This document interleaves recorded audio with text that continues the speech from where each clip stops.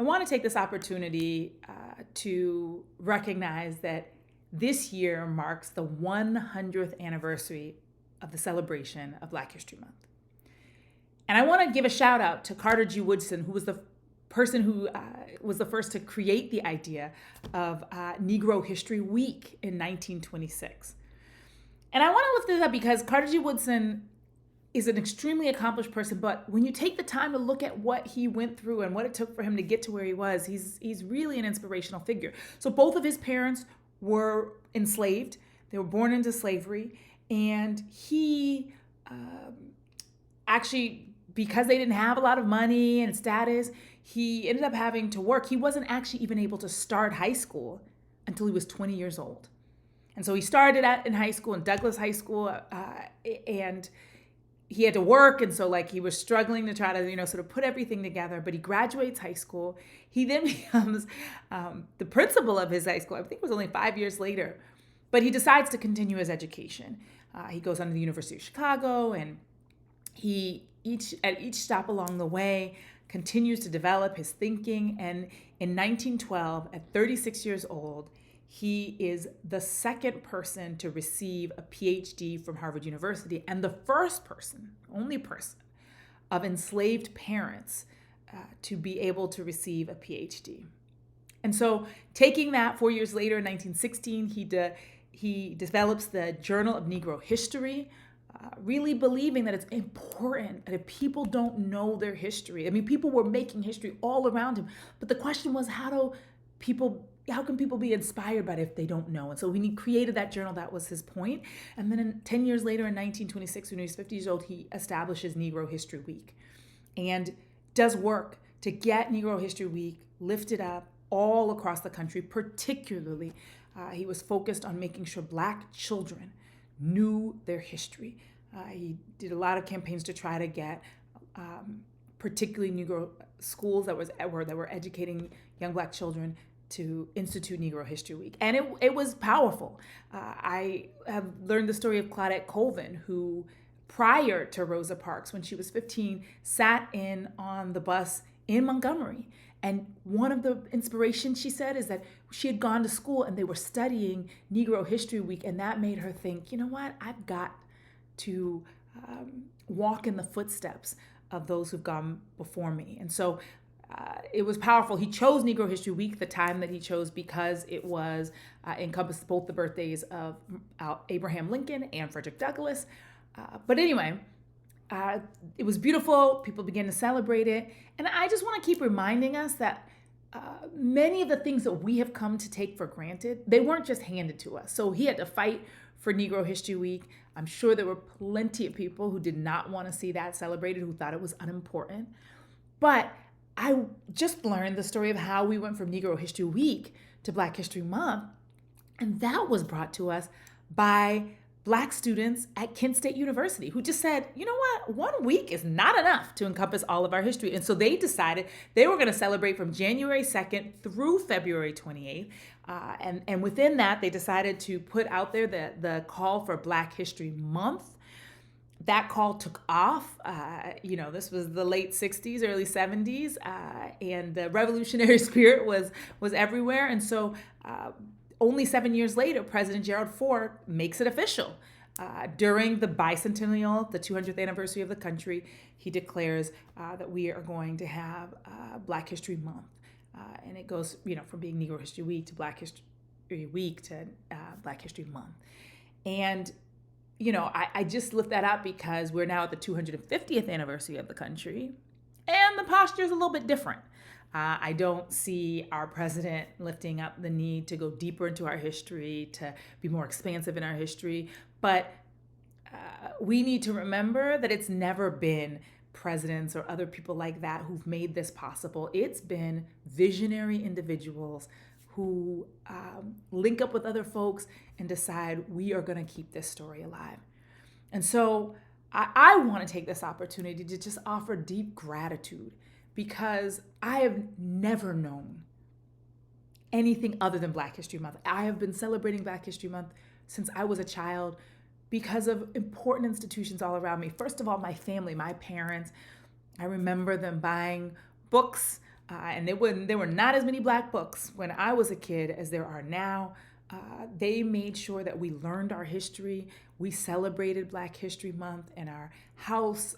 And I want to really be thankful to my parents, to my grandmother, who was very also committed to Black History Month. And particularly, I want to just lift up my Aunt Jean and my Uncle Dwight. My Aunt Jean was a teacher who then became a homemaker. My Uncle Dwight was a history teacher, award-winning history teacher. And they made sure that we learned about Black history.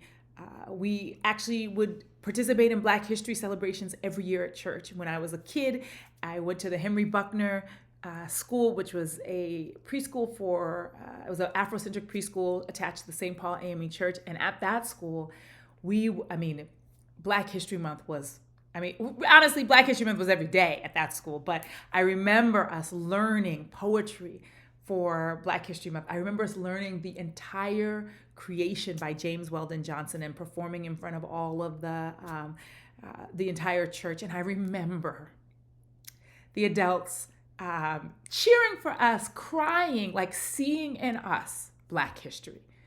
And I'm just really thankful. I'm really thankful for the family members. I'm really thankful that I grew up in the African Methodist Episcopal Church. And there are days, yes, there are days that I find it challenging to be in the church as an institution. I have such high hopes, but I am so clear that the foundation that I have is because there were so many Black folks, young and old, who knew it was important for me to have a sense of who I am. And so I am thankful. And even if Black history is not your history, I think everyone should be deeply inspired by studying the history of people who have found a way to make a way out of no way, who have persevered against crazy odds. I'm thankful to the church, the AME Church, St. Paul AME Church, Bethel AME Church, my grandmother's church, Golden Gate Baptist Church. All of those spaces would celebrate Black History Month. I'm thankful for youth organization. My dance school, the Roxbury Center for the Performing Arts, and for Project Hip Hop, and different places that exposed me to Black history and made sure that I had a sense of who I am. I am so thankful, and I am recording this from Nova Scotia, where I came because my nibling goes to school here and it's their school break, and I came and I said, what is there to do here in Halifax? And I started looking up and finding out about the history of a place called Africville.